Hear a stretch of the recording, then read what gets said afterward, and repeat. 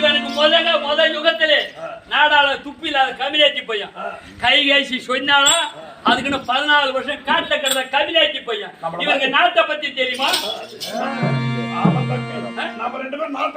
அப்படியே போனானே டேய் நீ இருடி வீட்டுல நான் ஆண்மகன் நான் காட்டுக்கு போய் வரேன் அப்படின்ட்டு போவான். இவன் தொடர் நடிக்க பொட்ட பையன் மானம் கட்ட பையன் அவன் சொன்னால சீத நான் வரணும் அதோட இது அங்க போனால அந்த பொட்டச்சை காவ காய்க்க வேண்டிய துப்பு இருந்ததா அங்க இருக்க தென்னலங்க வேண்டாம் ராவணன் எடுத்துட்டு போட்டாங்களா இவன் என்ன செய்யறான் அந்த ஒரு தண்ணி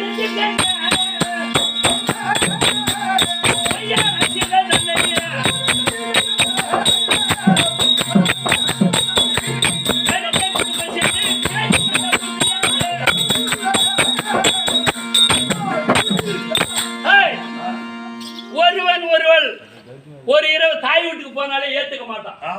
ஆனா அந்த சீதையை ராவணன் கொண்டு 10 மாசம் சிறை வைத்திருந்த அசோகவனத்துல அவன் என்ன பண்ணான்னு இந்த கமிலேட்டிக்கு தெரியுமா? எப்படி மொத்தம் குடும்பம் கொடுக்காத விட்டுருப்பான்.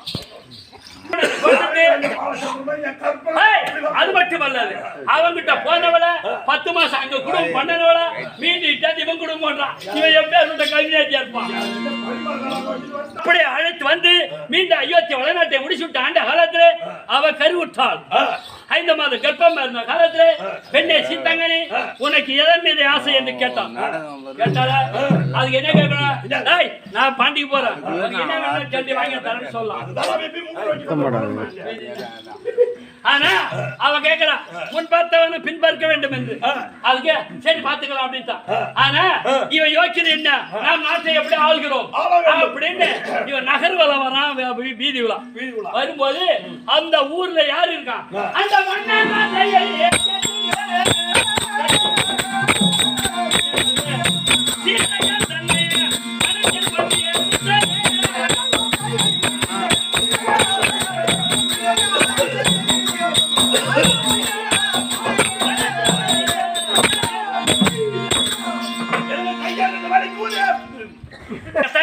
நகர்வலம் வந்த காலத்துல ரதகஜன் என்று சொல்லப்படியான வண்ணான் வீட்டிலே அதாவது சண்டை நடந்து அவள் மனைவி ஆகப்பட்டவள் தாய் வீடு தன்னந்தனியாக சென்று விட்டாள்.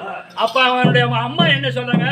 தம்பி எனக்கு வயசாகி போச்சு, உன் மனைவி ஆகப்பட்டவளை அழைத்து வந்து குடும்பம் செய்யிடான்னு அவ சொல்றான். அதுக்கு இவன் என்ன சொல்றான்? எப்போ ஒருத்தி தனி வழியா போனாலும் அவளை இட்டு வந்து நான் குடும்பம் பண்ண மாட்டேன் அப்படின்னு அவன் சொல்றான். அதுக்கு இவன் அந்த கேள்வி என்ன சொல்றாங்க? ஏண்டா அயோத்தி வளநாட்டு ஆண்டோடு மேல அந்த அரிச்சாது ராமனே தன் மனைவியா 10 மாசம் சிறை இருந்தவளை கொண்டு வந்து குடும்பம் நடத்த